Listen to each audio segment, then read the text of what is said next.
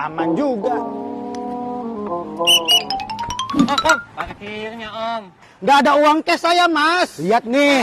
Ya, duit beginian mah kagak akan laku di pasar juga. Tenang. Ada sih. Tapi itu ada biaya tambahan. Tapi itu pakai bank apa? Takut saya nggak punya aplikasi, Mas. Tenang. Ini tidak ada biaya tambahan.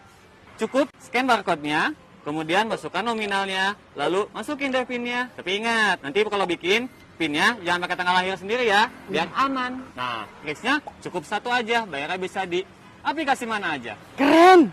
Mantap. Mantap. Kalau begitu saya pamitan dulu ya, Mas ya. Oke. Terima kasih.